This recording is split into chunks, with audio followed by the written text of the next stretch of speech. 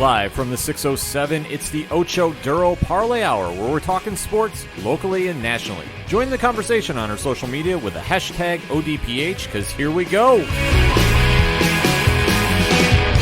Instead of looking deep inside, every word I have to say, keep it simple. Welcome back for another edition of the ODPH podcast, better known as the Ocho Duro Parlay Hour. I'm your host, Ken M. Joining me in studio, as always, it's the co-host, it's Padawan J. Hello, hello, hello. ODPH Society, what is going on? Hopefully everybody is staying safe, staying healthy, and staying inside during the C19 time period, and we hope that we're providing you some entertainment, so thank you for tuning in this week. We got some stuff to talk about in the land of sports, so obviously join in that conversation on social media. You can find all our links on OchoDuroParlayHour.com, and always use the hashtag ODPH, because we want to interact with you. It's been a tough time going about. Hopefully everybody's spirits are up, and hopefully we're providing you with some entertainment in the sports world for this episode. And what we're going to kick off this show with is some UFC news. Now, obviously, with C19 going on, we know that there are shutdowns. We know that there are issues going on, and the latest victim of that has been the main event for UFC 249. I mean, this kind of felt like, you know, you're watching a movie or TV show, and you know there's a character who's going to get offed. And you're just kind of waiting for the ball to drop on it.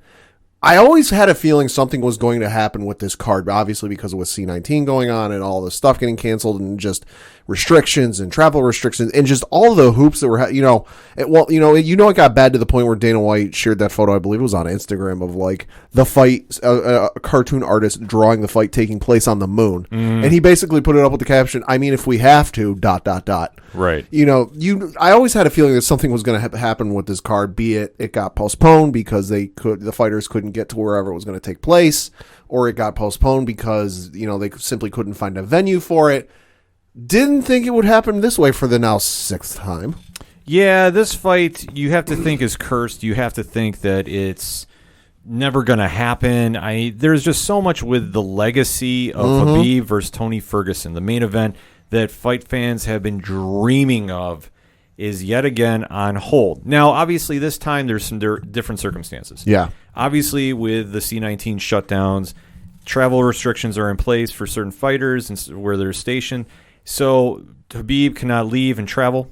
Right, yeah. So it came out, earlier this week, where Khabib and his team, and this has been widely reported by both Ariel Helwani, Brett Okamoto, and various other MMA writers, that nobody's really sure where this fight is going to take place. You've got all these fighters who are supposed to be on this card, training and in camps for this card, that they don't know where it's going to take place. It's not been announced where it's going to take place. Because the United States, the Center for Disease Control has recommended no gatherings of more than 50 people, and then you have some states where it's non-essential people can't be out of their homes, and this and that. So you knew something was going to go on with this, but Khabib came out and said that the fight is off, that his team was told that it was 99% certain that the fight was going to take place in Abu Dhabi. And that, so he and his team flew out to Abu Dhabi because with everything going on, let's just get there so nothing can happen and really prevent this fight from happening. Well, they got to Abu Dhabi, and shortly after, they were told, hey, we're shutting the country down. We're putting the government's putting a travel ban in place so no one can leave or enter unless you're a documented citizen. So he and his team left and went back to Russia, which shortly, a few days after, put in their own travel ban. So now he can't get out of Russia. Right. So obviously this fight is canceled for right now for different circumstances. Dana White has been very, very vocal, I guess is the easiest way to describe it, that they're still going to try making UFC 249 happen. I don't know how.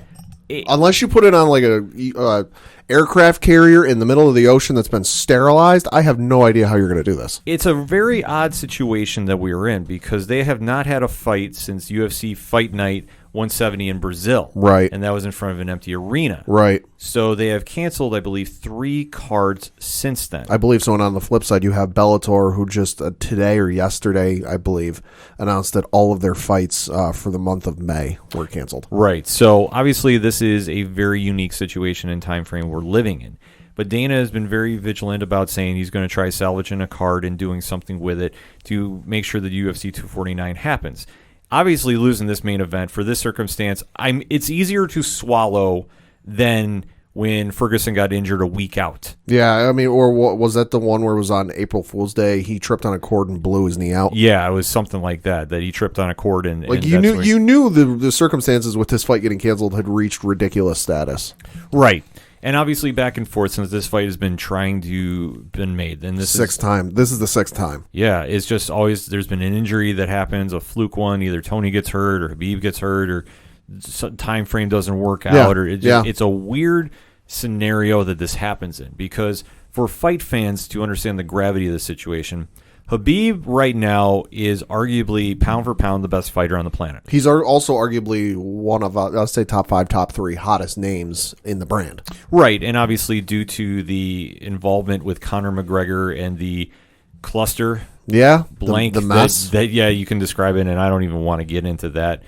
A lot of people are now aware of Khabib, and you definitely have one opinion over another. Me personally, I think he's pound for pound the best fighter on the planet. You can't tell me otherwise. Oh, he's amazing. He's a different cat. He's somebody that does not do trash talk. He is somebody that will go in there. Nobody has been able to figure out his Stambo style, and he has just been mauling everybody that has been in front of him. He's the hardest dude to read when it comes to press conferences. You know, he's just sitting there, especially I think back to when he was getting ready to fight Conor. And just you have the press conferences and Conor's doing his usual trash talk. He's got the Irish accent going in full tilt, yelling and swearing and this and that. And Khabib's just sitting there, like a Ben Stein type voice, just sitting there deadpan. Just, I'm going to fight you. I'm going to beat you. Well, that's the thing that is one of the hardest areas to figure out about Khabib, like you touched upon.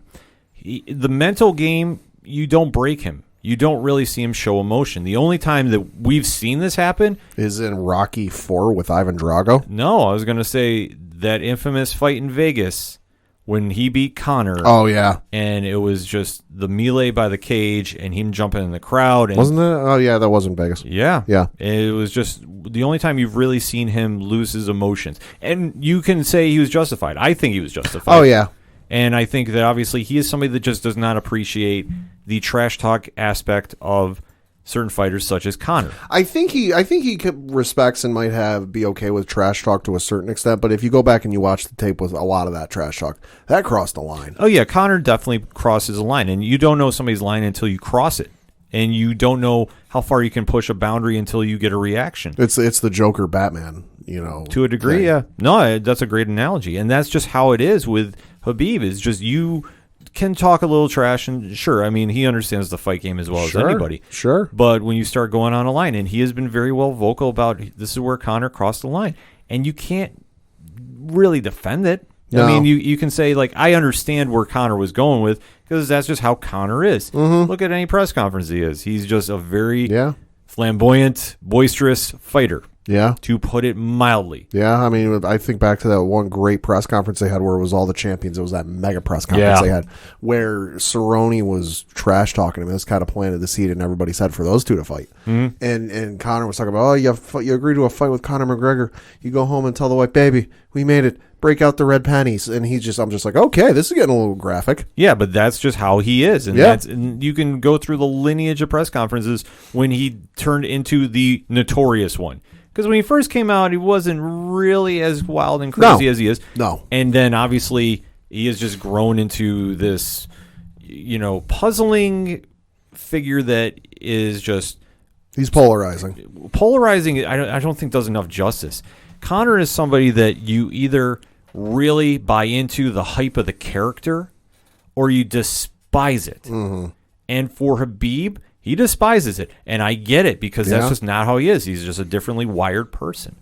So for this fight to happen, obviously, has been a letdown because Khabib has never been brighter in the public eye, and Tony Ferguson has been on a fight streak, and he has been just the fighter when he's gotten in that cage. He has just been putting on displays. He has just rightfully been the number one contender for as long as I can remember at this stage, because for the fight to be canceled 5 times, it is tough. So that being said, this is on hold. We don't know if this is going to get rescheduled. Right. So, Pad, let me ask you this. If you're Dana White, what do you do for UFC 249, and what do you do with this fight matchup? See, this is the hard thing, is they've got so many of these booked down the road that, you almost have to cancel it. I would still put out something maybe on an ESPN Plus where, cancel 249 just because with you have more and more states now putting in stay-at-home orders. It's getting harder and harder. Essentially, at this point, if you were to hold a card of some varying fashion, you would have to get lucky, find a state where there isn't a stay-at-home order in place, find a venue which to house it that would be okay with it, and then put everything together essentially at the 10th hour, which I think is going to be very hard, and you would be limiting it to almost all American fighters unless there are foreign fighters living in the States training. And then you have to find, we're 2 weeks out at recording here, essentially. You'd have to find somebody within 2 weeks that's at weight, can make weight, and can fight in the whole 9 yards. And then you got to worry about licenses. You got to worry about insurance and the whole 9 yards. I just think there's too much logistically, and it's too late in the game for them to put something together. What I would do if I were Dana White is I would go through in top 5 fights of all time, whatever you want to put it. Top 5 fighters of all time, like a Chuck Liddell, Anderson Silva, put out one of their best fights and put it together for a card on ESPN Plus and show that. Just something to fill the void. Hey, we realize we can't have a card here, but hey, here's Chuck Liddell versus Tito Ortiz. Yeah. Something like that. It's a good idea, not disputing it. I guess I look at this from two folds on this. One, I understand the show must go on mentality. Obviously, with what's going on with C19, that is proving to be harder than anything that may happen. I have heard certain fighters have said they're willing to fight Tony Ferguson and step right up. First name to come to mind was Justin Gaethje, which if you've been listening to this podcast for a few episodes now, I've been screaming that is the fight, that he is the actual number one contender and should get a shot if Ferguson or Khabib can't fight. I don't want to see a leapfrog to Conor. Khabib can sit on the belt and wait, and there's no problem with him doing it because he's still training. Right. There's footage that has been leaked out that he's still getting ready. I would say this: if I'm Dana and I need to make this fight, I make Gaethje versus Ferguson if I can get them in a neutral place to fight in an empty arena if I'm really pressing to do this. The one other option that came across the wire that I'm hearing about is Usman and Masvidal have said that they are willing to step in and fight early instead of going in July. So if that's the case, would you just flip the fights? If they're both willing to go, it just depends on where. That's the only question I would have now. If they can actually go and step in the fight, that's a big money fight.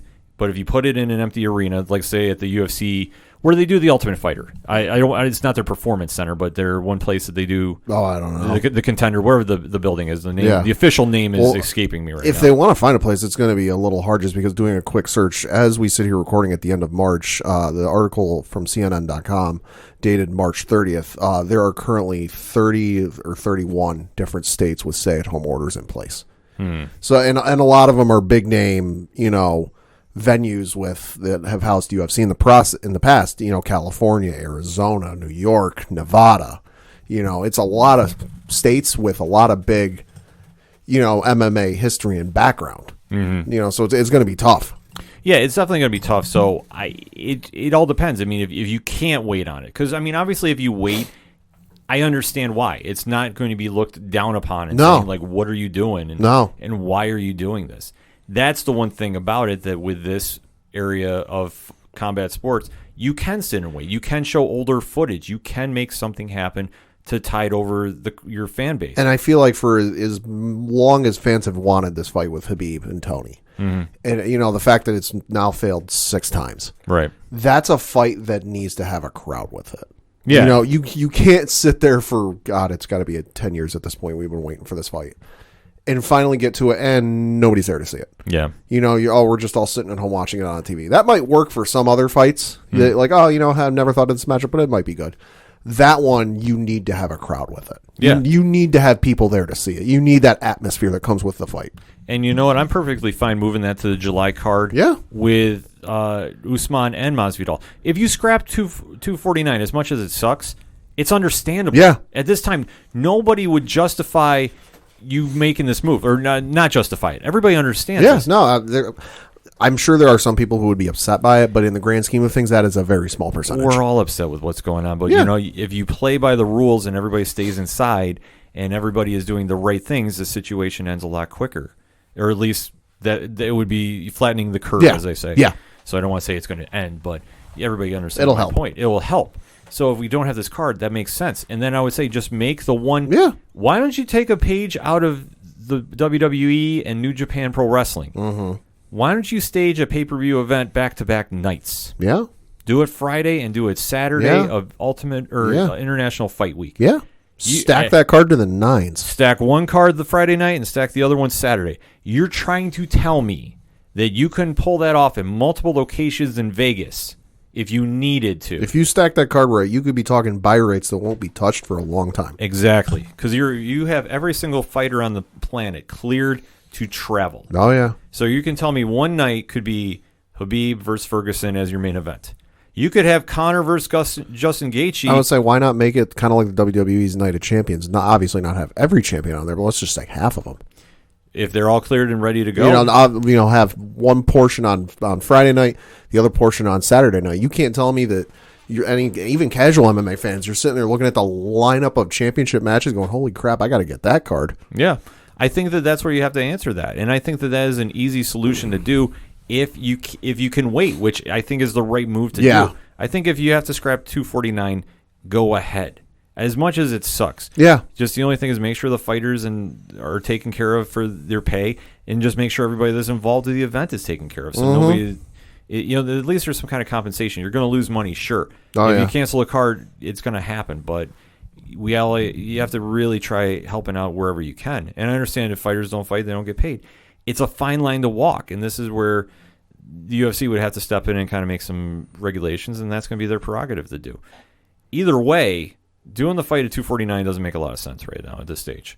Pushing the fight back and let everybody try getting healthy and make sure the fight happens in July makes a lot more sense to me. And if we're really struggling to make this fight happen against Ferguson, because I think Ferguson would fight anybody they threw at him, have him fight Gaethje. Sure.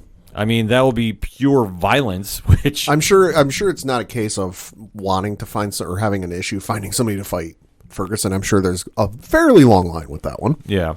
I think, like I said, I just think the issue at this point is venue, because for as long as it's been up in the air, I feel like if it weren't an issue of finding a venue, they would have had one by now. Mm-hmm. Yeah, so I think that would answer the question. I mean, if you cancel 249, you bump this fight to July, August, do something with it, push it back later. Sure. And if you're going to be canceling fights, reschedule these fights for a later date. Make these super stacked cards. Yeah. If one thing that people are complaining about, that the cards have only 2 great fights on them and the rest are the undercard that you don't know, make these super cards. Yeah. It will justify the $70 or whatever you pay for pay-per-views to your fan base. Yeah. They would understand. If you have their 4 title fights on a card, people will understand paying that. Right, I mean, and that's why we do watch parties. Yeah, and I mean, I know I've kind of thought that in the last couple of months or even the last year or so, where in the past there was, undercard was some people you might not have known, maybe an up-and-coming star, maybe a star of yesteryear, but and then the main card was mostly people you knew. There might be an occasional person you might not have heard of, or somebody that's been gone for a while. Oh, hey, I forgot they were still signed under contract. Mm-hmm. But now lately it's been, until you get to maybe the co-main event or the fight right before it, everything else is a bunch of guys you've never heard of. Right. It's just one of those odd situations the UFC is in. And if they really want to try getting their fan base back and try recouping some of the losses from these canceled cards, make those stacked cards. I mean, you can put stuff on your streaming networks if you really wanted to. I'm sure that with ESPN Plus, or would they not air fight nights during the week to make up for programming? Absolutely. Oh, yeah. I mean, they're already advertising that they're showing old Monday Night Football Classic games, old MLB games, old NBA games. They've been showing Wrestlemania on Sunday nights the last couple of weeks. I believe they're going to be showing Disney sports films on Saturday nights. They can absolutely fit in old cards on ESPN. Right. So if they want to do new ones, and let's say you want to just restack cards in different areas of the world, you have the production capabilities to do it. Don't say you don't. Mm-hmm. You can make this happen, and this would be the easiest way to make it up. Because like I say, it sucks right now. We understand that. With sports shutdown, it's very tough right now. And I understand the show must go on mentality. I get that. I understand they want to try entertaining fans. Sure. Yeah. But for this fight card, it is a tough break, and it's an understandable one. It's just you're dealing more than just, oh, hey, I don't have my visa. Oh, hey, I tripped on a cord and blew my knee out the week of the fight. you're dealing with entities outside of your control with this virus, and then with governments. Yeah. That, like, at the end of the day, you can talk to them until you're blue in the face. They've got other things to worry about than you putting on a fight card. Exactly. So if you push it back and then really stack it up, it makes the most sense because the fight fans want to see Khabib versus Ferguson. Nobody is hurt right now. So this fight should happen. And then if you want to restage some other fights, you got Dustin Poirier, who said he didn't want to fight Ferguson, but he would step in to keep the card alive. Sure. So fighters would not lose a paycheck. And I fully respect that. Oh, yeah. But you know what? Why don't you put Poirier versus Gaethje if you really want to do something like that? And I know the Usman Masvidal, sure, you could do that down the road, and that's a big money main event. But if you try stacking them both on the same card, imagine the ticket prices you could do that. Imagine the pay-per-view you could do with that. Huge number. It's just a matter of think long-term instead of short-term. And I get right now, shutting things down is a loss. Sure, I get that. But you also have to think about the factors you can't deal with. And until this whole C19 thing is, flatten the curve, it's tough to stage events. And once this has been flattened enough that we can start staging events again, that's the time to recoup. And that's the time that we have the Khabib versus Ferguson fight. But let us know what you think. Hit us up on that hashtag ODPH. What is your thoughts on UFC 249? Should the show go on or should it stay canceled? And what is your thoughts about Khabib versus Ferguson being canceled for the 5th time, 6th time? I'm losing track, but this fight needs to happen in my opinion. What do you think? Let us know or take a quick break. We'll be right back.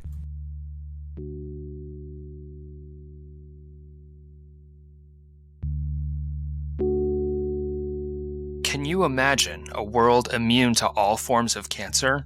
Ladies and gentlemen, the time has come for our 4th annual live stream for the cure. And this year, we need your help more than ever.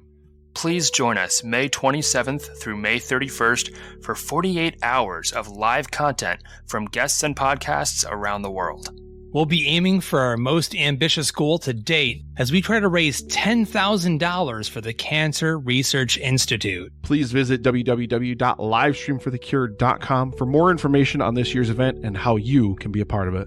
Together, we can make a difference.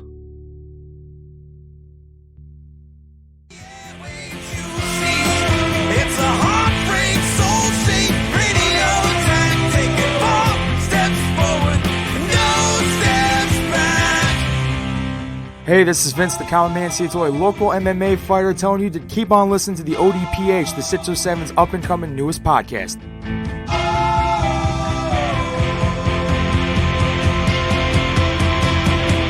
We knew right where we'd be, floating on the airwaves you see. It's a heartbreak, soul-shaped radio attack. Taking 4 steps forward and no steps back. We knew right where we'd be. Back for another segment on this edition of the ODPH podcast. And if you're a pro wrestling fan, Wrestling! this weekend is your Super Bowl. This weekend is the Kinda. biggest weekend of the year. Normally. Normally, obviously, with Feels like everything there's a going bit of air let out of the balloon on this one. Yeah, it's tough to really imagine there will be a crowdless WrestleMania. Yeah. The WWE's biggest event of the year. Yep. Usually this is the mecca of pro wrestling. There is events going on the entire week leading up to it. There's always indie feds running. There's crazy shows going on in the city. It is always a wonderful time if you ever get the chance to go to it. Yeah. I've been lucky. I've been able to go to one, and that was just absolutely a wild, bonkers time. But seeing CM Punk versus The Undertaker made it all worthwhile for me, so I'm happy with that. But this weekend is supposed to be taking place down in Tampa. Now, we do know that there has been some restrictions about crowds in Florida, so a lot of these shows have been pre-taped. Yep, well, especially because last week, or either the week before, I forget, the city of Orlando put in a stay-at-home order, which meant non-essential personnel cannot be out, which was good because the WWE taped like a week's worth of program, Yeah. including WrestleMania. Yeah. So they are all set with their programming for a while. It will be a fun time to watch regardless, and the fact that we're actually getting some wrestling, Yeah. I will take. I'm not going to be mad about it. Yeah. The fact that WWE and AEW has been running in front of empty arenas, at least they're still trying to provide some entertainment. So I applaud them for that. But this is going to be the big show of the year for the WWE for now. And like we've talked about in previous episodes, I fully predict when the C-19 travel ban is lifted, we will have a big stadium show guaranteed to make it up for the guaranteed. fans. So that being said, we do have the matches in place now for the card. It's going to be spread over 2 nights. And interestingly, I know a lot of fans, myself included, the last year or so, have been calling for WrestleMania to be on 2 nights because, let's be honest, watching a card from like 5 in the afternoon till midnight is a slog. Work the next morning sucks. It's interesting that fans are kind of getting what they want, and they're saying the only WrestleMania too big for one night. Yeah. It's a very interesting choice of words. They're like, okay, in the sense of history, okay, yes, the only one that's taking place over 2 nights, but are they also saying, this isn't going to happen again, this is a one-time deal?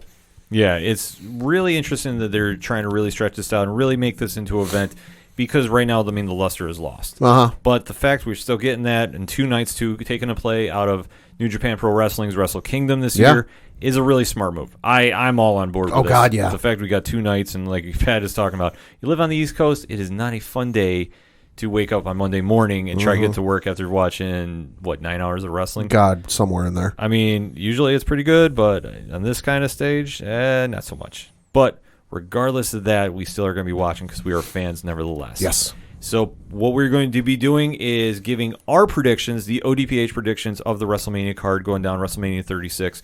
And also this week on the wrestling show on the 3FN network on 3 Fat Nerds podcast, Rich and I will be doing our predictions as well. So we're definitely going to get the mix of everybody involved. And I'm encouraging you, the ODPH Society, to tweet your picks in, and maybe we'll post them on the blog for everybody. Coach Duffy, I know, is listening out there, so definitely want to get his picks on that. Coach Duffy wants Charlie Weiss to win everything. Oh, my God. Dude, when the minute the restrictions is lifted, I do not want to have the webcam ready for that. New Raw Tag Team Champions, Charlie Weiss and John Calipari. Oh, my God. Pad wants that smoke. Hashtag Pad wants the smoke. So, Pad, since you got the fire going, why don't you kick us off, light it up? Yeah, so we're starting with the card from the bottom to top of the listing I see here on CBSSports.com. You have Otis versus Dolph Ziggler. And interestingly enough, I should note, and kudos to Dolph Ziggler on this tweet, he tweeted out yesterday, quote, 15 years in the making, and I am less than 1 week away from having as many singles matches at WrestleMania as Michael Cole. That is incredible. And I got to appreciate Jerry Lawler's response to him, where he said, don't feel bad. I've been in the business for 49 years and have had the same amount of WrestleMania matches as Michael Cole. Oh, wait. My match was with Michael Cole. Yo. Not wrong. No, not. You can't. Hard to believe, though. Been in the business for 15 years, and he's only now just getting a singles match. Well, the thing you have to think about as well, though, is getting on the WrestleMania card is no easy deal. And especially these days. Especially as big as the roster is. Yeah, so the fact that you actually got on there and it's really a privilege to be on a show, and especially now that they've been doing the Royal or the Andre the Giant Battle Royal and the Mae Young, no, not the Mae Young Classic. I think it's just the Women's Battle Royal. Yeah, the Women's Battle Royal. The fact that you get that, I mean, that just goes to show they're really trying to get everybody involved, and you have to respect that. You can't be mad about that at all. No. And that being said, it's like we get to see all these really cool things happening. Yeah. That everybody's involved, everybody's excited, and for Dolph to get on his WrestleMania moment, so to speak. Yeah. And it's a shame too. He hasn't had a bigger one. Because you figure at this time we definitely would have that. Yeah. But not so much. Him and Otis kicking off, if they're going to be the undercard, which I imagine they would be. Yeah. This has been arguably SmackDown's strongest storyline. Yeah. Going, and damn it, Otis is too damn charismatic. Yeah, I would say I don't get an opportunity to watch SmackDown all that much just because I'm usually busy on Friday nights. But whenever I go to their YouTube channel, this WWE YouTube channel, or their Facebook to check out some of the clips, the Otis ones are usually the first ones I go to check out just to see what's been going on with that. Just because it's the way, I know it's Beauty and the Beast, and I know, there's that whole thing going on with it, but it's just the way they're writing it and presenting it is just captivating. Yeah, it definitely is. The whole Mandy Rose love triangle, it's really some slow burn storytelling, and this one's going to be kind of interesting to see how it pans out. Cause I could honestly see it going both ways, but Safe Money is saying Otis is going to win with Mandy's help. Yeah. And seeing Mandy paired up with Heavy Machinery, that will be an interesting dynamic, Yeah. to say the least. Thoughts on that, Pat? No, I definitely think it's going to be Otis. Like I said, it's the Beauty and the Beast storyline. It's the gentleman who's, not exactly what a lot of people might consider the ideal male partner. When you think of, but you look at Mandy Rose, the goddess, the this, the that. I think it's going to go to Otis, and like you said, it's going to be very interesting to see what they do with it in the weeks leading afterwards. Yeah, so definitely a fun one to watch, and that should kick off the show, I would imagine, one of the nights. What you got up next? After that it is Elias versus King Corbin. Okay. Piss break. Now, I'm sorry. I cannot get into this match. Nope. And the storytelling for this has been Rob Gronkowski, your host for WrestleMania. Which that's gotta suck. You get into WrestleMania, you get to be able to host, and nobody's going to be there. Yeah, but I'm okay with it. I'm not like Gronk did not win me over on the first show Sure. that he came out, so I'm not exactly too sold on this. And the fact he booked this match after Corbin tried coming and interrupting him. Mm-hmm. And the only thing that I know that's been going on with this feud is Corbin threw Elias from the top of the Performance Center stage. He did a very much inspired by Lion King moment. Yes. And you can't tell me otherwise. No, it definitely was. And I'm honestly, if this word of this ever gets back to King Corbin, sir, I'm a little disappointed you missed out on the opportunity to say "Long live the King." Yes, that's got to be dubbed in somewhere. Because he was, if you go back and watch the tape, and like if somebody, I'm sure somebody superimposed the Lion King footage next to it. Elias is very clearly Mufasa in that situation where he's literally hanging on to the pole that like he's holding on to, like Mufasa's hanging on to the cliff, and Corbin goes up to him and just tosses him off. Yeah, it's going to be a really odd match. Like I don't know, like this one just doesn't have a really storyline with me. No, and especially you chucked him from the top of the stage. You Lion Kingdom. Mm-hmm. Like Elias should not be wrestling. Yep. But we'll see what happens. I think it's going to be King Corbin. It should be Corbin. It should be at this stage, which I'm okay with.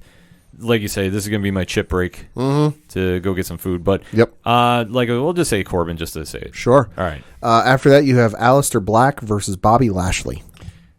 So randomly thrown together was this match. There is really no storyline with this one, except we're going to get everybody on the card, which I'm okay with. Not bad. Sure. This one is Aleister Black all day. Yeah. Head kicking Bobby Lashley out of the building. Yeah. So you're going to get a real hard black mass to the head. Yeah, he's going to hit him with that black mass sidekick, and it's going to be a wrap. 1, 2, 3. Yep.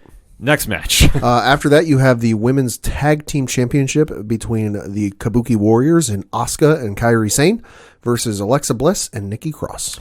Okay, so this one has slowly been developing a storyline.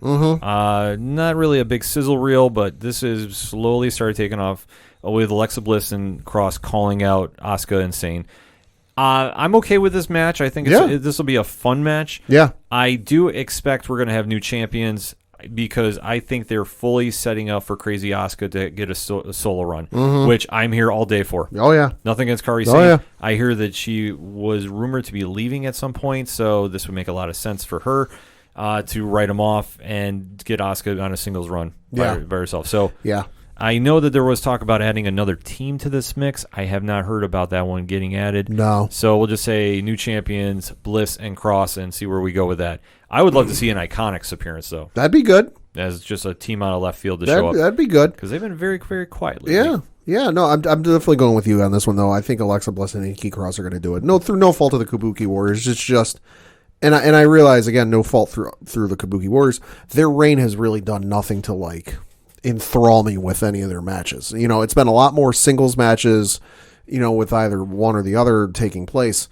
They really haven't defended the belts all that much, but again, I don't put that on them because if you look at the women's tag teams they have on the roster, this is the best matchup they could have gone with because they're not using the Iconics right now for God knows what reason. You can't use Bayley and Sasha because they're already in another matchup, and I can't think of any other female tag teams in the roster. I can't really either. I know that they have not had a great run as tag team champions. A lot had to do with Kairi Sane being hurt by Charlotte. Right. So that definitely halts up a team. So their run has been very forgettable. So if they lose, give the belts to Cross and Bliss and see where they run with. And give me an Asuka Soul run. I'm good with that. Yeah.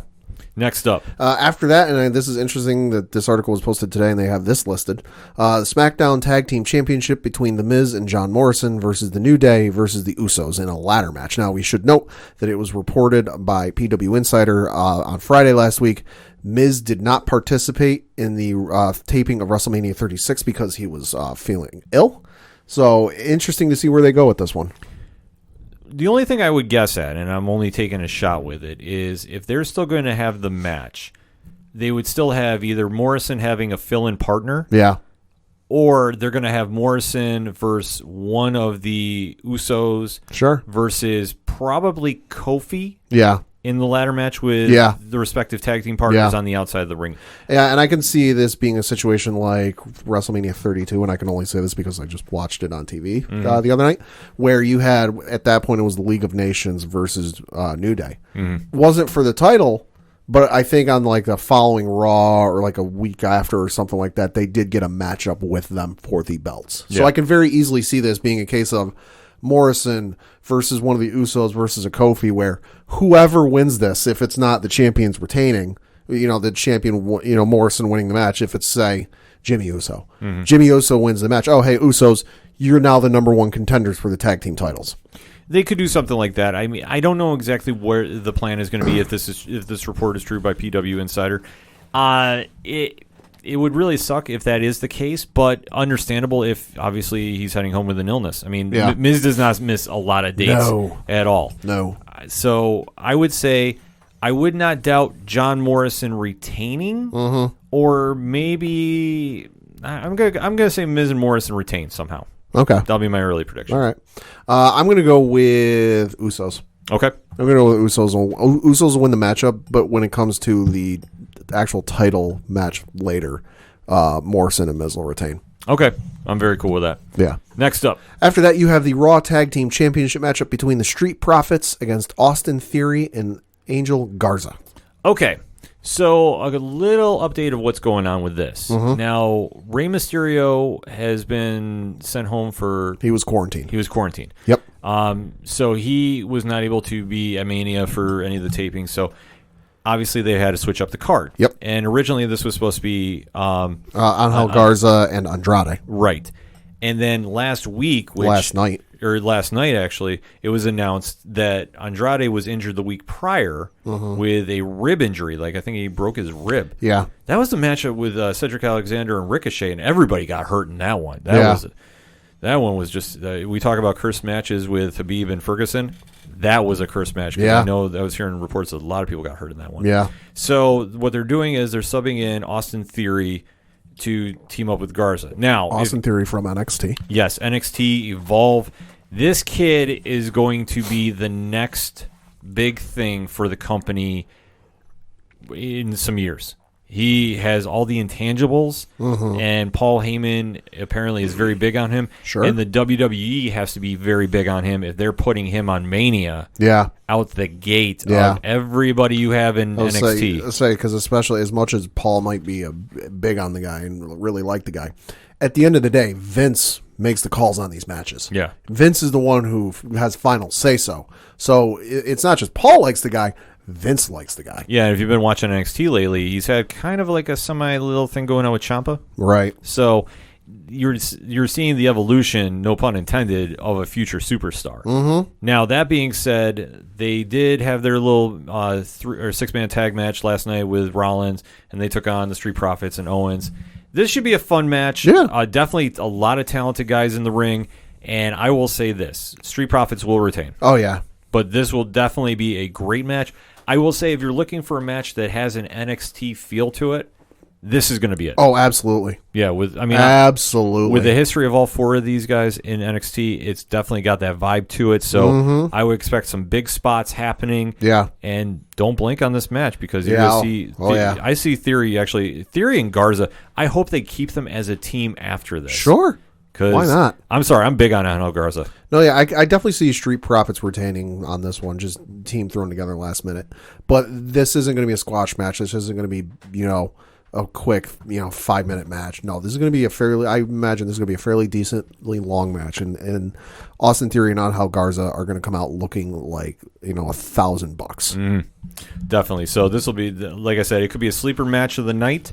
So stay tuned for that. Could but be. I think we're going to say and still. Next up, After that, you have the Intercontinental Championship between Sami Zayn, who is defending his belt against Daniel Bryan. how weird but how cool is it to say your Intercontinental Champion, Sami Zayn? All I have to say to that is don't get hurt. Oh, man. I know with all the bad luck he's had since he's been called up to the main roster, to see Zayn get a little title run has been great. Yeah. This storyline has not been the worst on SmackDown. No. I do love it that they're pairing Daniel Bryan with Drew Gulak. Oh, my God. As having met Drew Gulak in person, I love it as well. Yeah, this has been like perfect booking to see those two suddenly team up. And especially as what was it? Daniel Bryan was on the Bella's podcast within the last week, and he essentially said that this last contract is going to be his last one, that he's going to be stepping away. He's going to go out making everybody look like $1 million.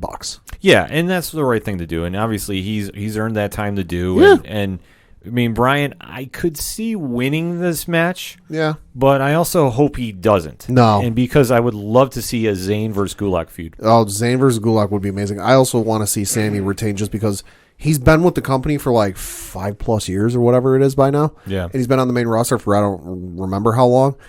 Only now is he getting a title run. I don't want to see him get the Zack Ryder treatment where he won the Intercontinental Championship at WrestleMania and dropped it 24 hours later. Yeah. I don't want to see Sami Zayn win the belt and then a week or two later, oh, hey, he already lost it. That's the tough angle you got to walk with this one. Because with Zayn's injury history, Yeah. that it's tough to give somebody like that a belt. I mean, you look back with like Daniel Bryan and just how injury prone he has been. I mean, obviously he's been on a great run since he's been back this time around. And even so with like, you can go down the list of people that have just been injured. Sure. I would love to see Zayn get a little title run with this. If not, if you're going to give it to Bryan, it's going to be a transitional move. Right. And to see where Bryan goes with this. But like I said, I would love to see it that Zayn retains and sets up the feud with Gulak and let those two guys go. Because that could be a very good feud that it doesn't need a lot to make happen. But with Zayn in his role, and I never thought he'd be this over as a heel. Right. But he is there. Oh, yeah. Make it happen, and then give me Nakamura versus Bryan in a really long feud. Oh, my God. Yes, please. I'm waiting on that one. Yes, please. So let's say Zayn retains, and we'll go with that. Can we make it a triple threat? Daniel Bryan versus Nakamura versus AJ? Oh, we can't have nice things like that. I know. We can dream. I know. Maybe down the road. Who knows? Yeah. Next up, After that, you have Kevin Owens versus Seth Rollins. the Monday Night Messiah, Yeah. whose church is very, very in shambles right now because everybody's hurt. Yep. So this one, I will tell you this. It's been a fun feud to watch, and you're really seeing Kevin Owens evolve. Mm-hmm. And I love the promo he cut on Monday Night Raw this past week, where he was like, yeah, you're right. Everything I've won here, I've had help.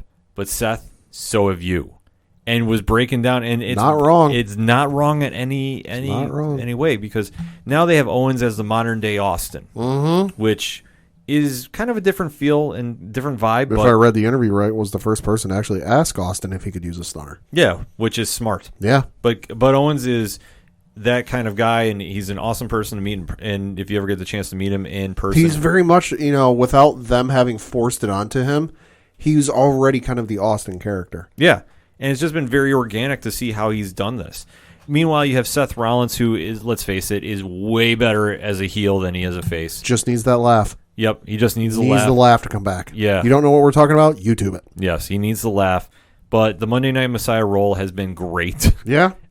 It's been, It'd be interesting to see how they fill some of those missing holes, as you mentioned. yeah, with AOP being injured or off TV. One of them's got a torn pectoral muscle. Yeah, and then I'm not sure what's going on with Murphy. I think he's banged up too. So Could be. This one will just be a good match. I do like Owens in this one. Mm-hmm. I think he's long overdue for the win. Yeah. He's been on fire lately, so I would love to see him pull off the win here. But if they give it to Seth, I wouldn't be as upset. But I have a feeling Owens wins because of, I'm I'm just going to go with Owens. Let's just say that. I think it's going to be Owens, too, and I think they're playing long game on this just because I think Owens is going to win. I can see it being, at the last minute turned into like a no disqualifications match for reasons. Mm-hmm. And then maybe somebody from, like the Viking Raiders, because Viking Raiders are mysteriously absent from this entire card. I can see the Viking Raiders possibly showing up and maybe running some interference and causing some shenanigans to happen and helping Owens get the win. And Seth Rollins being the dirty heel he is, not letting that go and continuing the feud maybe till SummerSlam or so. Yeah, it just really depends on where they want to go with the top of the card, because when we get to the main event of Raw, I will kind of address this a little more. Okay. All right, so next up. After that is The Undertaker versus AJ Styles in a Boneyard match. Okay, what the hell is a Boneyard match? I have no idea. The only thing I could think of is this was supposed to be like a Buried Alive match. Could be. But maybe there are going to be a lot of fake bones around the ring. That's the only thing I could think of. That'd be of. real weird. But with The Undertaker, he is the most attached name to WrestleMania this side of Shawn Michaels. Yeah. The streak has been something of epic proportion. It's lost a little luster. It's lost some luster since he did take that L to Brock Lesnar, but if you're going to lose to somebody, it makes sense, I guess. You can go back and forth about this all day. Mm-hmm. But for him to have the dream match against AJ Styles, this has been something wrestling fans have been wanting to see forever. Yeah. This is going to be a great match. The build-up has been interesting to say the least. Although, again, much like we said with the previous matchup, not through any fault of their own, just circumstances. This matchup and this build-up would have been amazing in front of a live audience, but circumstances what they are, that's not the case. Right, and especially now that they're tying in Michelle McCool to the angle. Which I don't think I think there's a lot of people who didn't know that was his wife. Right, and they didn't, and especially him justifying the Styles clash and using that as like the jealousy angle. Like, there's been so many elements that I'm not saying they've broken the fourth wall, but I think they're deliberately doing so in fun ways, because you look at last night where Undertaker opened Raw and he goes AJ Styles, or should I say, and then he used his actual first name, and I was like, ooh, okay. Yeah, because AJ has been calling him Mark Calloway, which you don't. Again, a lot of people don't know that's his name. Yeah, which is just, we're going places in this angle that I am loving as a fan, and I think that the writing of the top echelon feuds on Raw lately have been money. Yeah. Absolutely big money. This has been just another example. AJ has been arguably his best program since he's been in the WWE. Arguably. Yeah. I don't think he's ever sounded as good as a heel with his promo work. And the Taker has been teasing the American Badass for this one. And rolling. Oh my God, I'm waiting to hear. Rolling. I never. Can we bring back Limp Bizkit for it? I don't think they're doing much these days. 2020 is the weirdest year, man. Anything can happen. I was going to say maybe that can be the weird thing for April. Like everything, there's been a weird thing for each month this year. Maybe that could be the weird thing. Limp Bizkit comes back. Oh my God! If you see Fred Durst take instead of Druids, it's going to be Limp Bizkit. Take him to the ring. What if it's Druids, but they pull the hoods back and it is Fred Durst? Oh, if only. Oh, that'd be so good. How are they going to do Druids in an empty stadium, though? That's what I want to figure out. I don't know. CGI it. Yeah, it could be. It needs to happen. The Undertaker needs Druids for WrestleMania. Hologram. Yes. Oh, could you? Either way, with the Boneyard match, I have no idea what the stipulations are for this. Yeah, no, they haven't said. No, I'm assuming this is going to be like a Buried Alive type deal. Yeah. But Taker Mania, almost a near guarantee. It's almost even money right there. This will definitely be a great match. Oh, yeah. I'm going to go with The Undertaker, though. Yeah, no, I am, too. Nothing against AJ, but I just think this is Undertaker's match to lose. Right, but definitely this will be one of the matches you talk about on the recap shows. Yeah. All weekend. This will be a huge one to see. Next up. After that, you have the SmackDown Women's Championship with Bayley defending her belt against Lacey Evans, Tamina, Naomi, and Sasha Banks. All right, now Dana Brooke was supposed to be in this match, but she is also quarantined, such as Rey Mysterio? Yep. Okay. That is what we've been hearing. And how this match got booked, I will be honest. I'm a little let down. It's a letdown. And it really didn't make a ton of sense. No, you got Paige saying, I'm going to be on SmackDown to make a major announcement. WrestleMania announcement. It involves Bayley, and that led to everyone and their family going, oh my God, she's coming back. Well, you would think with Edge coming back that now people are looking that have neck injuries of seeing how he's doing it and can they do it. Yeah. And with Paige, obviously the unfortunate situation with her and her neck, I'm sure that she's probably looking at ways that she could come back too. And if she could ever pull it off like Edge, more power to her. Yeah. But when this got announced, everybody was teasing. I was like, wait, no way. Is Paige coming back? Like, that was the immediate spark. Yeah. And then, obviously, with travel restrictions, she couldn't make it to the show. So she had the weird video Skype in, and Bayley and Sasha were in the ring, and then suddenly Paige is allowed to make matches. Yep. And she's just kind of... She is a former SmackDown commissioner. Which is a very underrated commissioner, too. She was great in that role. Yeah. Like, I'd love to see her come back as that. But she just starts throwing random names... at Bayley. Yeah. Like Lacey Evans, I can understand, just kind of had a few. Sure. Tamina, I honestly forgot was on the roster. Yeah. And then Naomi just came back, so that makes sense. And then Dana, which was like, all right, well, sure, go. And then Sasha, which is now teasing what a lot of fans have been waiting to see. Yep. Now, I honestly thought that this was going to be Beth Phoenix coming in there, like she was going to really stretch the gamut. We're not seeing that, but... This is going to be kind of a unique match, to say the least. No real story or build-up for this other than Paige just made it. And, I mean, everybody is waiting to see Bayley versus Sasha and who turns on who. Yep. Pad, your thoughts on this? I have no idea where this is going to go. It's going to be a good match, but, you know, you look at when this match was announced and when Paige said Sasha's name, the little look she gave Bayley. You know, she's turning face. You know, I would imagine how. I don't know. I'm not a writer. But... I would imagine Bayley retains this in some fashion. I'm going to go out on a limb and say Naomi wins. Oh, all right. I'm going to say we see a surprise that we don't see coming. Whether it's Sasha turning on Bayley and inadvertently hitting her with a move, but then Naomi hits Sasha, knock her out of the ring. Yeah, I could see it being a case of like, you know, they're kind of united against the other three women, whatever it is. And just like, oh, she's helping her, and they're really, you know, defending, watching each other's backs for a while. And then when they get to that moment where Bayley's standing off to one of the sides, like overseeing the carnage, as it were, and you got Sasha standing behind her, and that's when you see her hit the bank statement. Yeah. It'll be something odd like that. But like I said, I'm going to go on a limb and say we have Naomi come away with the belt. What if it's Tamina? Tamina would be great, too. Yeah. But just the only thing is...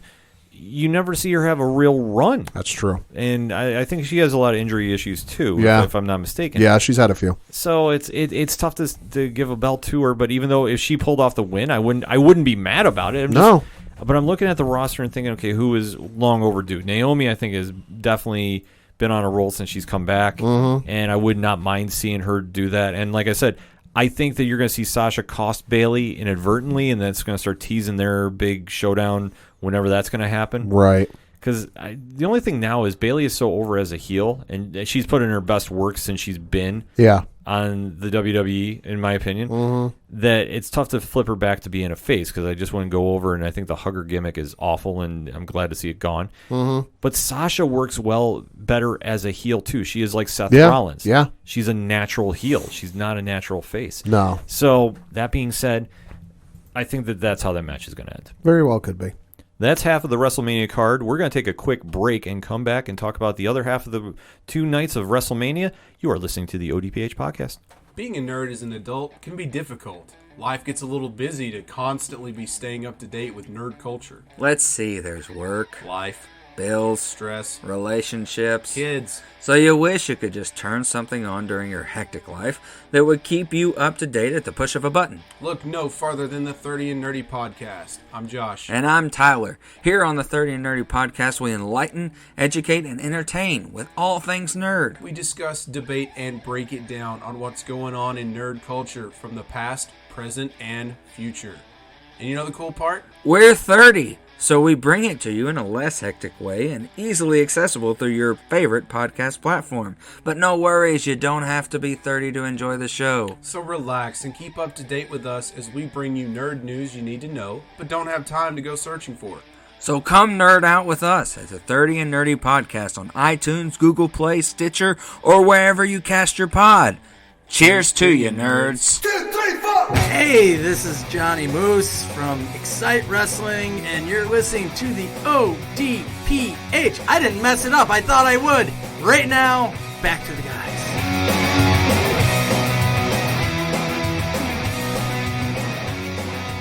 Coming back for the second part of our WrestleMania preview on the ODPH podcast. Now we're going to jump right back into the card breakdown, and we're talking some NXT women's title match, Pat? Yeah, you've got NXT Women's Championship for the first time will be defended on WrestleMania. You have the champion Rhea Ripley defending against Charlotte Flair. How cool is that? It's so cool to see the NXT Championship be defended on the main card, the big card, because how many years have we said NXT had the better card? When they've multiple had times. When you got an NXT card the night before a WWE card, it feels like almost every time we sit there going, yep, that's going to be better than the main card, going to be better than the main card. And you still have people to this day that poo-poo like, oh, NXT's not the main roster. You're finally going to get to see it. Super excited to see this. Obviously, with Charlotte Flair winning the Women's Royal Rumble, we are all kind of wondering, okay, what's going to happen? Because obviously you win the Women's Royal Rumble or the Men's Royal Rumble, you get a title shot at Mania. And they don't specify. They let you go in between brands. And when she won, I will admit, when Charlotte Flair was announced as the winner, I was not happy because I thought there is no way they'd let her go to NXT originally. But then I put it out in a tweet, and then lo and behold, what happens? Because if she went to Raw, she'd fight Becky Lynch. Again. Nobody wants to see that. No real storyline with her and Bayley to go there, so it didn't make a lot of sense. Other than her saying, you rode my coattails. Right. But I did throw it out on the 3FN show about what if it's against Rhea Ripley. And I know it's kind of like when we put that tweet out, too, right after the show, a lot of people are like, would they actually do it? Lo and behold, put the karma out in the world, and it happens. Charlotte Flair is going to be facing Rhea Ripley, which Ripley has been on fire on NXT. Yeah. Obviously, beating Shayna Baszler is no easy task to get over there, but Ripley has been the buzzsaw right now, and it has been impressive to see that storyline get built. Charlotte's been on the show a few times for NXT, taking on Bianca Belair. Mm-hmm. And just going from there. Like, I'm trying to think if there was somebody else I thought she fought, but I'm blanking on that right now. Either way, this is going to be a great match. Oh, God, yeah. Super excited about this one. Pat, who you got? Just because it's something I don't think we'd ever see, I'm going to say Charlotte. It's going to be real interesting to see what they do because, NXT is very good without Charlotte Flair. NXT does not need Charlotte Flair by any stretch or imagination. But it'll be just to see what they would do with it. It will be very interesting. Boy, I tell you what, I honestly don't know. Because let's be honest, she's on Raw right now, if I'm not mistaken? Yep. Okay, she loses. Okay, she goes back to Raw. You're just going to recycle matches with her again? You put her on NXT. There's some interesting matches she could have down there. There's some very interesting matches. I think if she wanted to make the move back down to NXT, which, I mean, it shouldn't be considered a move down. It's not. It's a lateral move. Yeah. Down. So if she wanted to go there, I think it'd be very interesting to see. Take a little while to getting used to, but it throws a different dynamic into that stacked women's division, which they arguably have the best one in all professional wrestling. Mm-hmm. I think you can put it toe-to-toe with anybody, and they're beating them. Maybe Impact gives them a good run. Yeah. AEW does not, unfortunately. No. AEW is... Listen to the 3FN wrestling show, and you'll understand our gripes about that one. But for this match, boy, I don't know. The thought of Charlotte going to NXT is really good, but I really love the idea of Ripley getting the big win, beating Charlotte, which not that she needs any, cement placement of where she ranks with the WWE and NXT, but if you can say you beat Charlotte Flair at Mania, that's a huge deal. Not just Charlotte, if you beat a Flair at Mania. Well, especially because last year, with how they main evented WrestleMania with Becky and Charlotte and Ronda Rousey, right? Charlotte has not won in Mania in a little bit. So that being said, it's you would want to say Charlotte wins, but I'm going to hold out hope and say Ripley wins. All right. So we'll see if I'm right or wrong about that one. Next up. After that, you have the Raw Women's Championship between the champion Becky Lynch defending against Shayna Baszler. Man, this one I've been waiting to see for a while. Becky Lynch has cooled off, in my opinion, as the man. That she went from being the Stone Cold fight against authority to the Conor McGregor, I got money, respect me. Yeah, respect me type character. Which I don't know. At this stage, it's like the character has cooled off enough that I'm just not buying it. And I'm sorry, this whole big rig tractor trailer nonsense. Stop. Yeah. Stop. You're not winning me over with this one. Meanwhile, you have Shayna Baszler, who has been absolutely killing it in NXT. Freaking killing it. So you want to talk about buzzsaws? Yeah, she has just mowed through everybody, putting everybody. Like, her run is vastly underrated, in my opinion. Like, if you're not a fan of her work, I really am questioning why. I really have to. She's been cutting solid promos. She has been going in there, putting on great matches. I mean, sure, some people complain about her selling, but I don't have an issue with it. Right. I mean, God, Shotzi Blackheart knocked her out of the Battle Royal way back when, set up a good little match there, too. Yeah. And she had no issue putting people over, too. So she's doing the right things by the business, and we've been all saying if Ronda is not coming back, Baszler going up to fight Becky has been great. Oh, God, yeah. So this one, I think we have a new women's champion. I'm going to be super excited to see Baszler choke out Becky and get the belt because Baszler, I think, is ready for it. Pad, your thoughts? I think it's absolutely going to be Baszler. You know, nothing against Becky Lynch, but like you said, the character has cooled off for me.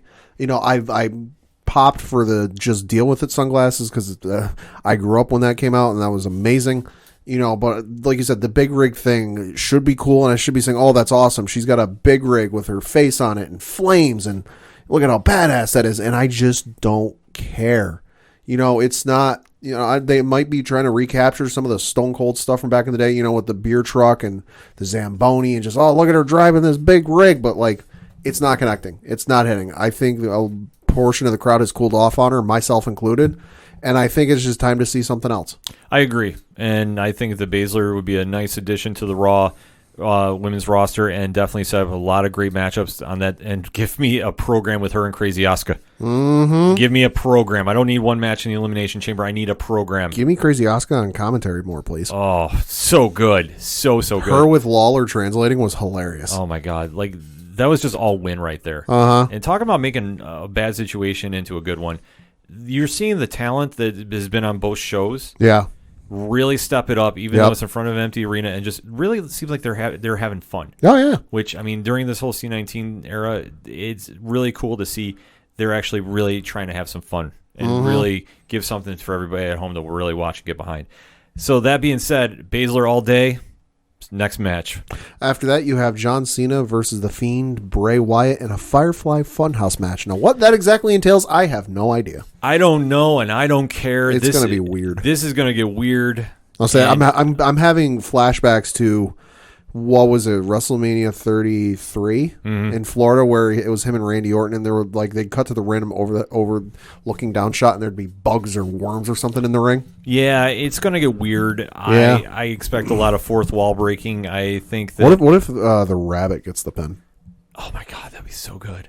Could we see the puppets get involved and get like maybe the puppet of Vince McMahon get the pin?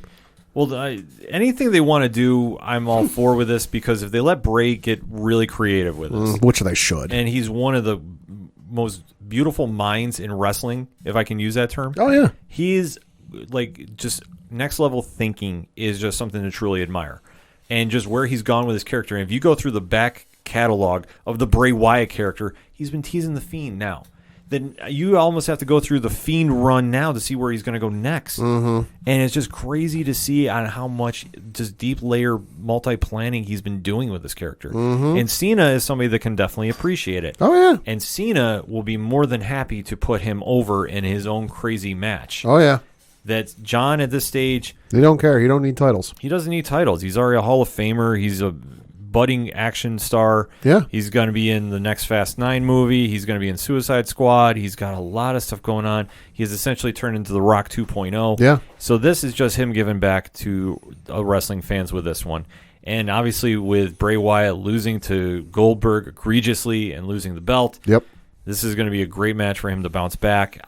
Bray has to win this one, in my opinion. Yeah. If he loses, I don't remember every Bray Wyatt match at WrestleMania, but just kind of thinking off the top of my head, it's a losing record. Yeah, he never gets a big win in Mania, which he's always been in moments in Mania, but he's never gotten the win. He's long overdue. This is going to be their version of the Hardy compound, whatever the Firefly Funhouse is going to be. Yeah, that could be. Maybe there's going to be drones. Maybe we'll see Jeff Hardy come out of some lake, as the original, Hardy boy with the Junko jeans. Dilapidated boat. I don't know what the hell they're going to pull out with this one. They're going to just let Bray run crazy, and from what I've been hearing, the Cena has told him to go nuts. Oh, I'm sure. Yeah, which make it happen. Bray all Yeah. day, Pad. Yeah, Bray all day. Like you said, Cena doesn't need it. There's no reason for Cena to win this. It's just a chance to give Bray a shine. Yeah. Just no red light, please. Oh, no. No red light. Red light sucks. It's awful. Yep. Take that away and I'll be good. Yeah. All right, next up. After that, you have Edge versus Randy Orton in a last man standing match. Well, the most emotional moment of pro wrestling fans of 2020 had to be Edge coming back at the Royal Rumble. Yeah. Few dry eyes in that house. Yeah. Seeing him come back out. Yep. Because for him to have his career shortened up, and a legendary career in his own right, to have it shortened up from a neck injury that everybody thought he was done. Oh, yeah. To see him come back in the ring was absolutely freakish. And Just the emotion on his face when his music hit and the fireworks went off. Oh, my God, yeah. Like, if you've been a fan, you understand that moment. If you haven't, go on the WWE Network and rewatch it. And you'll get an idea what we're talking about, just if you've not been following Edge for years, because just the matches and feuds he's been in over the years, and obviously his history with Randy Orton. Oh, yeah. Legendary. Yeah. And for Orton to do the true heel turn on him and do the storyline of I'm trying to protect you because I love you. And Yeah. I mean, this is WWE's best storyline, bar none. There's been some great ones they've been doing. The Otis one is great on SmackDown. It's their best one. But overall, Yeah. talking NXT, 205, Raw, SmackDown, this is the best storyline. Right. Where you've had Orton just go through, trying to do what he can to protect Edge, even RK&O, Beth Phoenix, Yeah. his wife. I mean, it's been wild to see. The promo work has been spot on. This is going to be a last man standing match. Pad, what do you think? I think it's going to be Edge. It's going to be a great match. I think you might even see Beth Phoenix come out and get her comeuppance with Randy Orton. I think it's going to be an amazing match. I think it could be their best match of the night just from in terms of storytelling and just what they're going to do in the ring. I can see Edge winning this on an RKO. Just something really wild and out of left field. This is going to be true pro wrestling storytelling at its best. We often talk about the greatest WrestleMania match of all time is Steamboat and Savage. I almost said Sting and Flair, but that was a different time. We talk about Undertaker, Shawn Michaels 1, and how great that match is. Yeah. I have a feeling this could be on that level. It could be. Because the one thing with Edge coming back is he needed to work with somebody that is going to make sure he's protected and he's not going to re-injure himself where he could do extensive damage. Orton is that guy. Say what you will about Randy, but Randy will make sure that They're legit friends. Yeah, he'll make sure he'll take extra care to be put in a match with Orton. It'd be the easiest thing for Edge to say yes to because he knows Randy will make sure he's protected. That being said, they're still going to have a freaking hell of a match. Oh, yeah. This one is going to be absolutely bananas. I do sense Edge is going to get the win, but this is one I'm bummed will be in front of an empty arena. This is one that we talked about, like Khabib and Tony Ferguson. That fight needs to be in front of a crowd. This one as well, just for the sheer fact that it's been as many years as it's been since Edge's last wrestling match, not counting the Royal Rumble because that's a whole other ball of wax. Yeah. But just since it's been so many years since Edge's last match, that needed to be in front of a crowd. But I understand why it's not. Yeah, fully understand. And like I say, when they do the WrestleMania Rewind later this year, don't doubt that this gets booked as an I Quit match. Yeah, that could be. They'll do something nutty. They'll run it back, and they'll do some wild-ass stuff in this one. And I can't wait to see what they do at the Performance Center. They might shut it down, so who knows. But Edge all day on this one. Yep. Next up. After that, you have the Universal Championship matchup between Goldberg defending against someone. Originally, it was supposed to be Roman Reigns, but it was reported late last week that he had pulled out of his Universal Championship match prior to the tapings of WrestleMania 36. He has since gone on to confirm his absence in a recent Instagram post. The reason he pulled out, of course, for those who don't know, is it was reported that The Miz showed up to the taping sick, and that it infuriated and got a few of the wrestlers angry, including the Usos, who are very close with Roman Reigns, including cousins as well. And Roman was not happy about that because, of course, having battled leukemia twice, he is compromised with his immune system. And given that he has a wife and a kid, he did not want to do any harm to him or his family, so he left before they could even tape anything. There are rumors floating out that it will be Braun Strowman to replace Roman Reigns at WrestleMania. That obviously has not come to fruition and has not been confirmed by WWE. So for the time being, we're going to go with Goldberg versus somebody. All right, so this all being said, I was not exactly excited to see Goldberg come back at this stage and this Yeah. age. Yeah. And especially the last match he had was against The Undertaker in Saudi Arabia. Yeah. How bad was that match? Well, no, his last match was against Bray Wyatt. Okay, see, I even blocked that out because... And again, that was in Saudi Arabia. Yeah, he has not really... I'm noticing a common denominator. Yeah, he hasn't demonstrated that he can really carry a match because even when he was against Brock Lesnar, I mean, he beat Brock in a minute to get the belt the first time. And Yeah. and then doing that whole nonsense. Well, I mean, that was storytelling, and that was... Yeah, I get that. Which I get, but granted, I'm basing my opinion off a video I watched of Paul Heyman talking about it, and Paul sold me on his whole thing with that match. Paul could tell you about anything. Yeah. There's one thing that man can do is talk. Yeah. But for this, I just harp back to the Goldberg-Undertaker match and how he struggled. That was one of the worst matches I think I've ever seen in my life. And if it is really going to be Braun Strowman as the contender, how bad is Goldberg going to struggle to pick him up for a jackhammer? I don't know. I realize in a lot of instances it might be a case of where like the wrestler might do a little bit of a leap or a jump to help him. Braun can't do that subtly. Yeah. And that's not through any fault of him.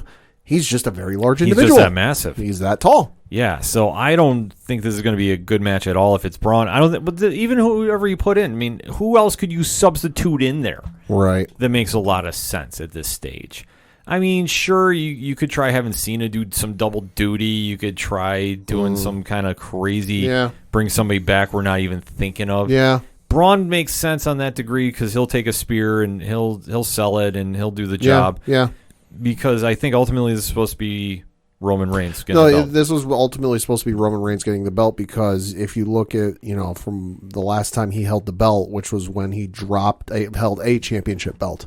That was when he dropped the Universal Championship belt because he had to give it up for his fight with leukemia. To my recollection, he hasn't held a belt since then. Right. And he hasn't. I don't even think he's been in a belt contention. Now, granted, there was like 7 months where he was in that feud with Baron Corbin. Right. So he's there long term. But he hasn't held the belt. So it was kind of like, all right, we realize fans don't want to see Roman win the belt. Let's get it away from that and kind of, let's let you forget about that. Right. So, that being said, it'd be something if they actually did put the belt on Braun. Yeah. Which would just set up for whenever Reigns comes back to fight him. And, I mean, that could be a great feud again. Yeah. I mean, do we not forget the ambulance tip of doom? Yeah. So, Braun Strowman versus Roman Reigns in an ambulance match. Oh, God. Just imagine. That'd be good. Iron Man match. Ooh. How much would you lose your stuff if it turned out to be Jon Moxley? Oh my God, that'd be. He did crash backstage this week. I saw that. I know. I'm just saying how quickly would Vince have edited that tape that just goes fade to black. What if it's Goldberg versus 3MB or 2MB at this point? Hey, Jinder's not on the card yet. Jinder's not doing anything.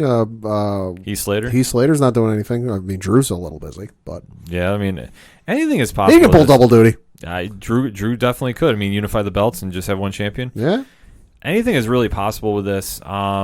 But I will say, I'm going to go with Braun being the contender, and I think they'll have Goldberg retain. And I'm not going to like this match at all. No, I think it's going to be Goldberg retaining. I think it's going to be Braun as well.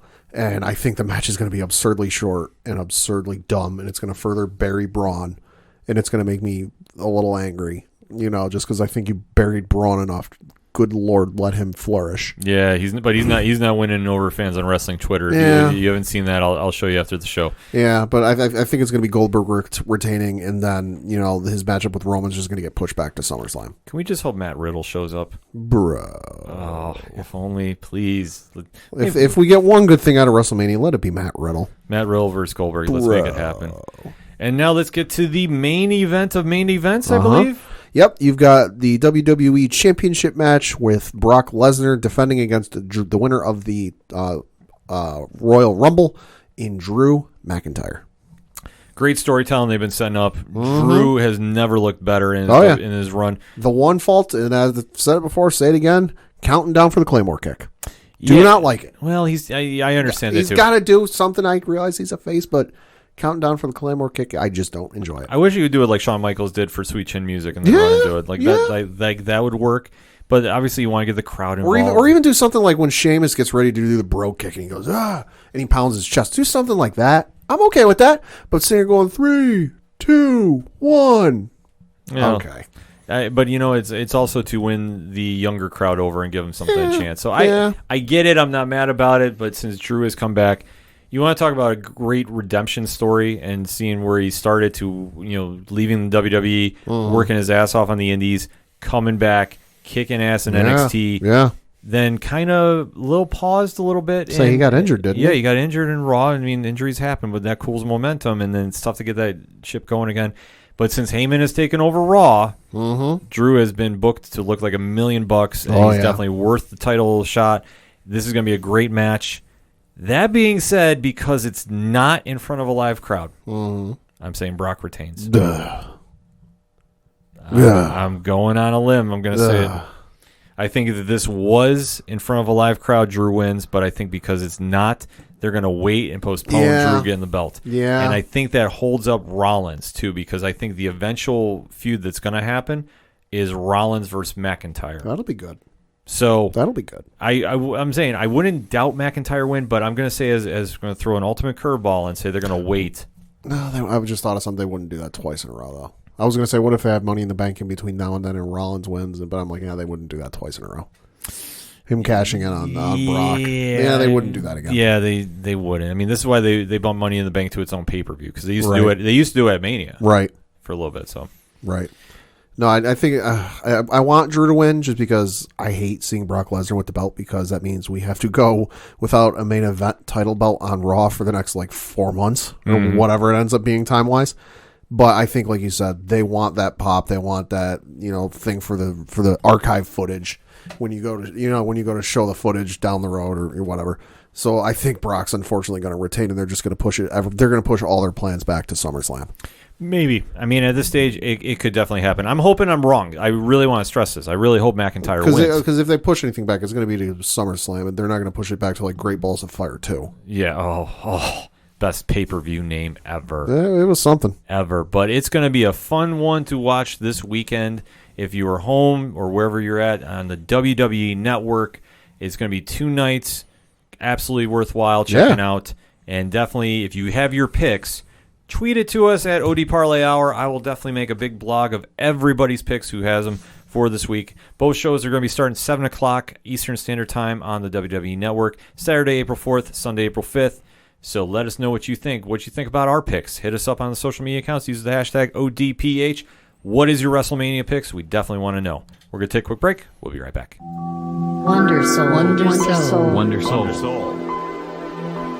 Hey, I'm Lucas, the host of Wonder Soul, a weekly podcast series featuring a variety of topics dealing with life's many passions and experiences. Join me and friends each week as I discuss topics ranging from pop culture to real-life conversations that all can find relatable. New episodes bring new guests and new topics and release every Friday. More content can be found on Wonder Soul's YouTube and Twitch channels. Stay up to date and connect with Wonder Soul through social media by following us on Twitter and Instagram, and we hope that you enjoy Wonder Soul wherever you listen to podcasts. So do good and take care.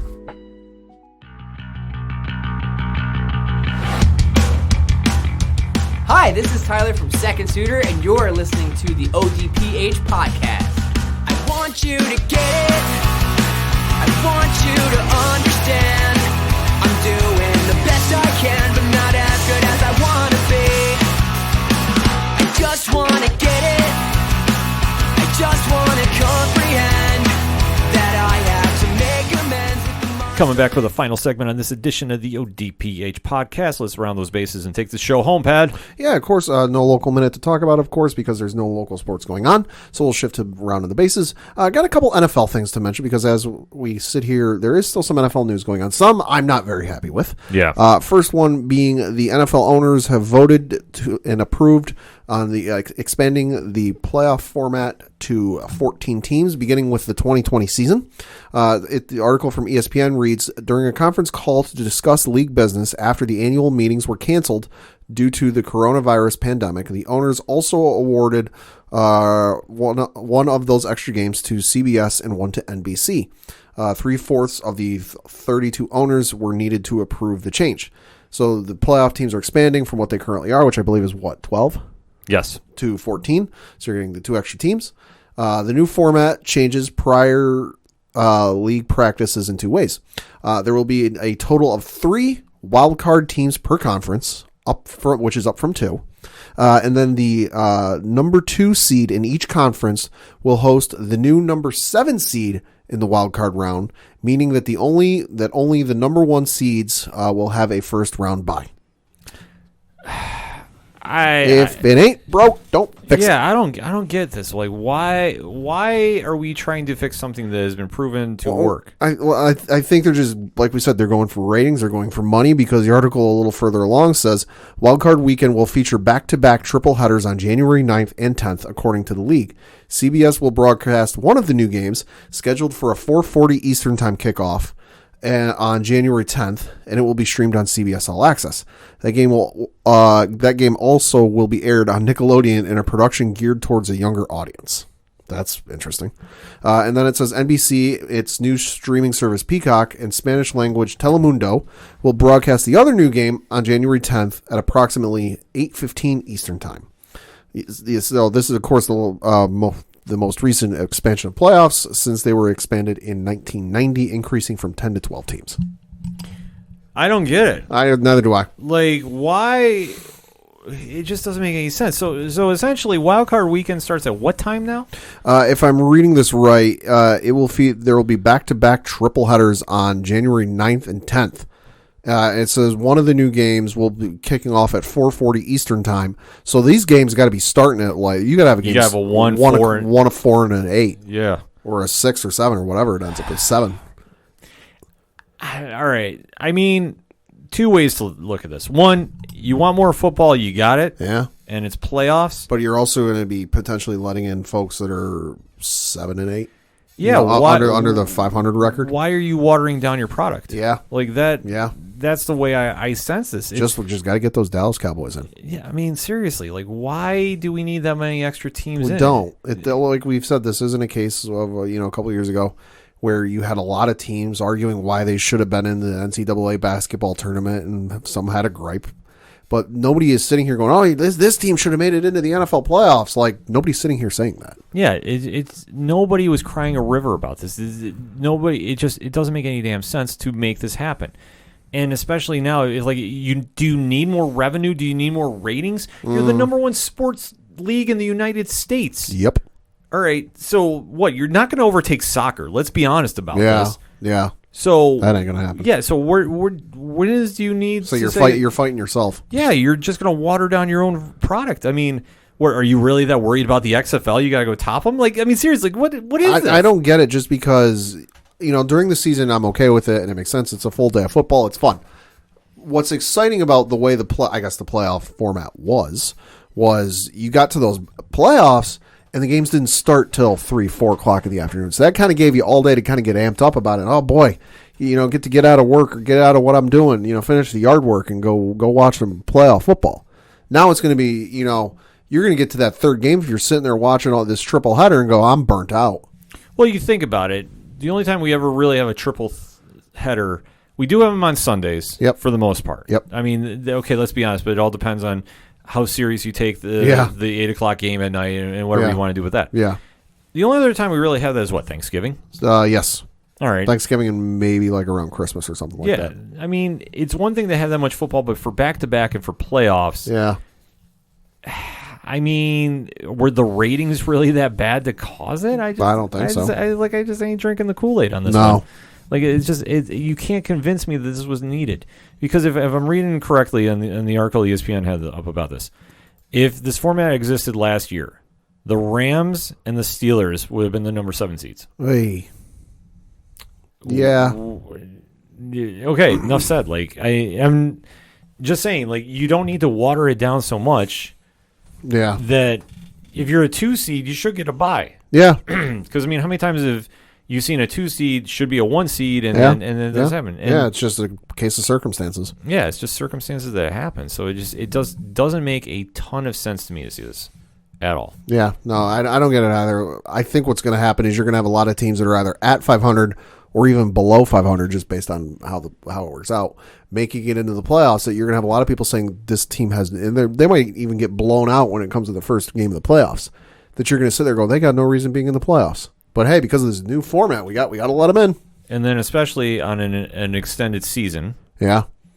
You're messing with something that don't need messing with. You're messing with it, and plus you're also walking the fine line of more injuries happening. Because for the human body to sustain that many hits and physical toll that American football does do, adding an extra game like they've done, and now extra playoffs. Yeah.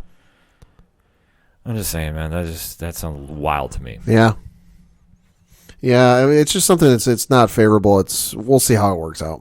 Maybe we'll be wrong. Right. We'll see. Moving on, of course, with all the C-19 stuff going on, in a recent conference call media briefing, Executive Vice President / General Counsel Jeff Pash said that they are expecting the season to start on time.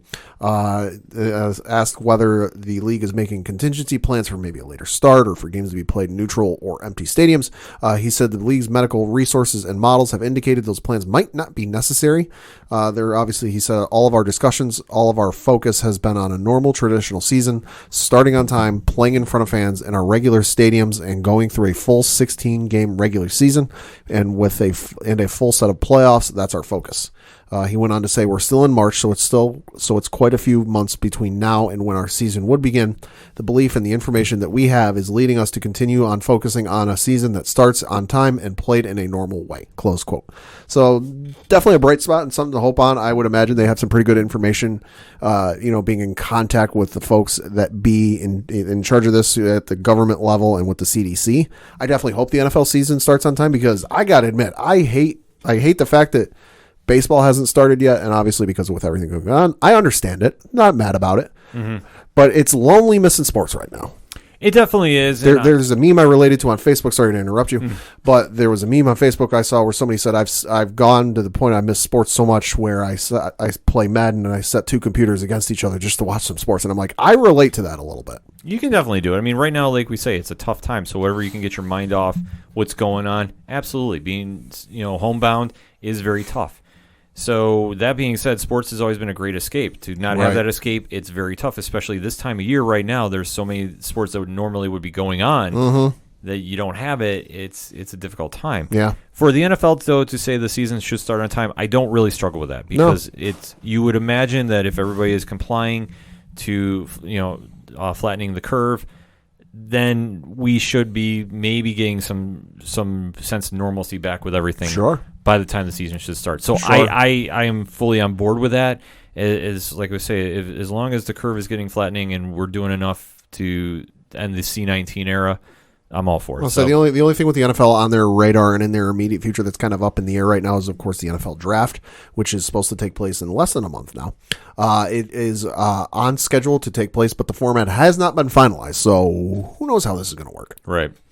So there's a lot of storylines going in the NFL. I mean, even though it's the offseason, they're still having storylines. Yeah, imagine that. Absolutely wild to see.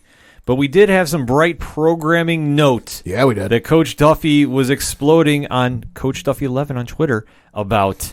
Pad, take it away. So there has been a documentary series in the works for a long time called The Last Dance, where it is, if I'm not mistaken, about the final year of Michael Jordan playing with the Chicago Bulls before he retired.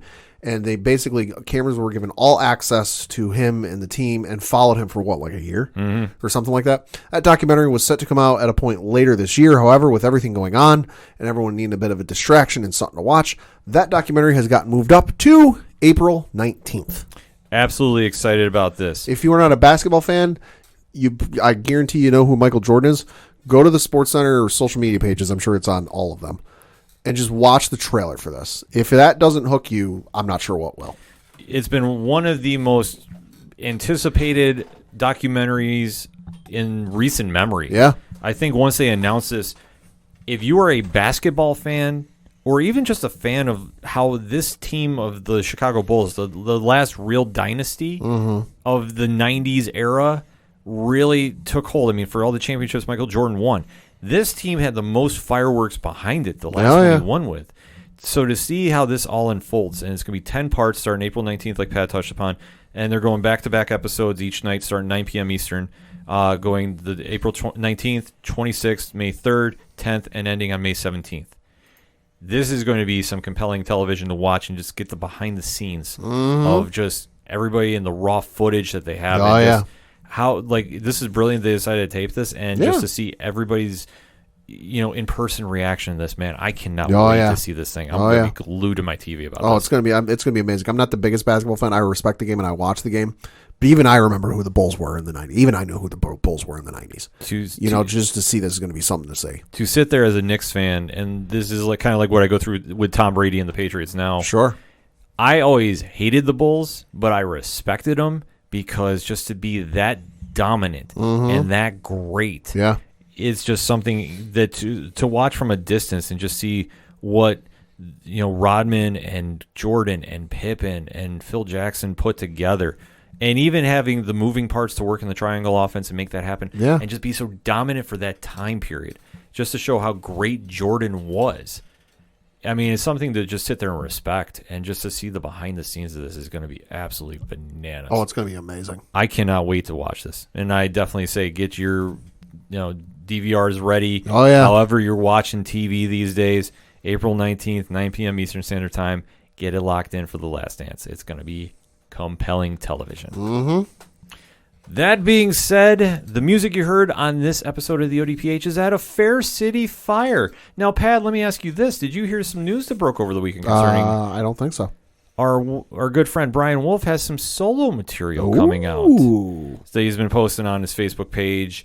No real dates yet. He's just kind of saying he's doing a little house cleaning. So if you want to find out what's going on with him... And he's not leaving Fair City Fire. Okay. I want to clear that up. Because I did get actually hit up about this on ODPH social media. No, he's not breaking. He's just doing a little side project going on. So he's got some new stuff coming out. But where do you find out about them? OchoDuroParlayHour.com/music. And they'll take you right to the link so you can go check out Fair City Fire's Instagram, their Twitter, their Facebook, their webpage, faircityfire.com. But if you stop by the ODPH's website, OchoDuroParlayHour.com, and hit the music section, you can also find out about Second Suitor. You can find out about Shout at the Robots. You can find out about Floodlands. You can find out about Yard Party, who has an amazing album out, In Search of an Exit, that just dropped this past weekend, that next week will be playing their music on the end of each podcast. And it is awesome music to definitely check out. So shout out to them. They're actually going to be coming in the studio after the C-19 shutdown is lifted. So it's going to be some really good interview music going on, interviews and music, and just so much going on. You can find out on that section of the ODPH website. You can also check out the ODPH directory, where you can find out links to Tom from Off the Cuff Gaming, who just announced he won something from Sticker Mule. Ooh. Shout out to them. They do our swag as well. Tom has some stuff that he was posting on his YouTube page. So if you want to find out about all the things going on with Off the Cuff Gaming, go check that out. You can also find out about Excite Wrestling, even though they're on hiatus. They're actually producing some stuff on YouTube as well. Yeah, the Excite Classic series is going on. So more news to come about that for this week. So you can definitely check out the links there. And you can check out 8122productions.com, our friends over at Dragon Master Games. Shout out to them. Shout out to everybody at the 3FN podcast, Rich, Ron, and hashtag Big Natty Cool, who is on Twitter, Pad. Lord have mercy. And he can't be contained, folks. The tweets he is dropping are epic. And just as much as epic content that he has on their Patreon for Love is Scary. Oh, boy. You didn't think he could go some places. The episode they just dropped this past Wednesday, he went somewhere. He was giving, I can't even talk about it. I want to. I really do. But I'm not behind a paywall. They are. And Derek just gets in the studio and just lets the magic happen. So if you want to find out what's going on from them, their website is down right now. So you'll just have to go over to the 3 Fat Nerds Podcast Network, which we have all the links on the ODPH directory to go check out and just find out everything that's going on with them, because they have got so much going on. You definitely don't want to miss out. Nope. You can also find out the links to Horror Zone 607 and all our other podcast groups that we are in. So shout out to Pod Nation, shout out to the Legion of Independent Podcasts, and shout out to the Apocalypse community, because there's some big things going on. You can find out about all those Podchaser lists on the ODPH website. And you can also find out about Livestream for the Cure. Pad, May 27th through the 31st. Mm-hmm. The camera is in the studio. It is working. So it's going to be the ODPH. No, dog, not now. Yeah, we're keeping dog off camera right now. because he's trying to get on the show. We have a lot of people trying to get on that podcast that's going to be streamed along with a ton of great independent podcasts providing content to raise money for cancer research and to definitely top that goal at $10,000 for the Cancer Research Institute. We are super excited to be a part of this. Epic Film Guys run this for the 4th year now, and it's going to be on their Twitch channel, so twitch.tv/Epic Film Guys. Give Justin and Nick some love to check out their podcast. It's amazing if you are into films. They are Epic Film Guys for a reason. But we are going to be on Sunday, May 31st from 1 to 2 p.m. So we're just super excited to be on board. We're hearing a lot of people are trying to get in the studio for that one. I don't know where we're going to film it. We're going to do something crazy with it. We have to think of a really good topic, too. We've narrowed it down a little bit. I don't want to tease it just yet. But it's going to be us. It's going to be 3FN. It's going to be Tom from Off the Cuff Gaming, at least booked for that as well. Who knows? I heard Deadpool's going to be coming by. I don't know. Could happen. Wait and see for that. But for all that information, OchoDuroParlayHour.com. So check that out, especially for the button for livestreamforthecure.com as well. Pad, that is all I got for this week. So for you, sir, the one and only Padawan J. Thank you. I'm your host, Ken M. Shout out to Coach Duffy. Hit him up at Coach Duffy11 and make sure you send him some Charlie Weiss love because he does love his Charlie Weiss gifts. I'm your host, Ken M. Thank you as always for listening to the ODPH podcast, better known as the Ocho Duro Parlay Hour. See you next time.